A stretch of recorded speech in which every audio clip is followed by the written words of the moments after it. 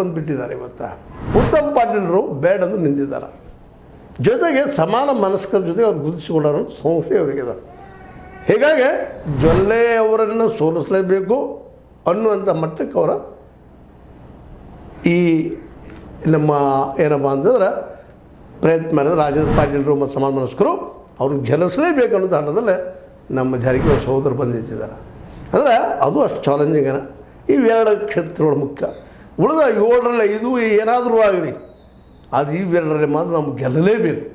ಅಲ್ಲಿ ನಮ್ಮವ್ರ ಆಯ್ಕೆ ಆಗಲೇಬೇಕು. ಅದರಿಂದ 9 ಆಗಬೇಕು ಅನ್ನೋಂಥ ಒಂದು ಮನೋಸ್ಥಿತಿಯಲ್ಲಿ ನಮ್ಮ ಜಾರಕಿಹೊಳಿ ಸಹೋದರು ನಿಂತಿದ್ದಾರೆ ಇವತ್ತು. ಒಂದು ಜೊಲ್ಲೆ, ಇನ್ನೊಂದು ರಾಜೇಂದ್ರ ಪಾಟೀಲ್, ಇವೆರಡೂ ಏನಪ್ಪ ಅಂದರೆ ಗೆಲ್ಲಬೇಕು.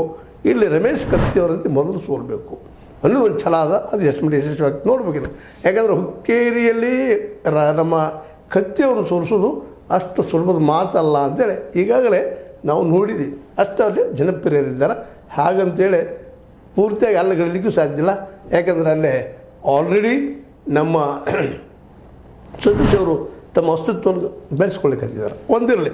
ಇನ್ನು ನಂತರ ಬರುವಂಥದ್ದು ಭಾಳ ಪ್ರಮುಖವಾಗಿದ್ದು ಯಾವುದಪ್ಪ, ಅತನಿ ಶಾಸಕ ಸೌದಿ ಅವ್ರನ್ನ, ಅದು ಅಷ್ಟು ಪ್ರಮುಖ ಅದ. ಇವರು ಇವೆರಡಕ್ಕಿಂತಲೂ ಅದು ಹೆಚ್ಚನ್ನು ಅನ್ನಲಿಕ್ಕೆ ನಾವು ಹೋದರೂ ಸಹಿತ ಒಂದಿಷ್ಟೇನೋ ಎಲ್ಲೋ ಒಂದು ಹೊಂದಾಣಿಕೆ ಮಾಡ್ಕೋಬಹುದು ಏನೋ ಅನ್ನೋ ಮಟ್ಟದಲ್ಲಿರೋದರಿಂದಾಗೆ, ಅಥವಾ ಈ ಒಂದು ನಮ್ಮ ಕತ್ತಿಯವ್ರ ಮತ್ತು ಈ ಒಂದು ಸೌದಿಯವ್ರ ಮಧ್ಯೆ ಒಂದು ಒಡಕು ಮಾಡೋ ಸಲುವಾಗಿಯೂ ಸೌದಿಯವ್ರಿಗೆ ಸ್ವಲ್ಪ ಸಪೋರ್ಟ್ ಮಾಡಿದರೂ ಮಾಡ್ಬೋದೇನೋ, ಆ ಮಾತು ಬೇರೆ.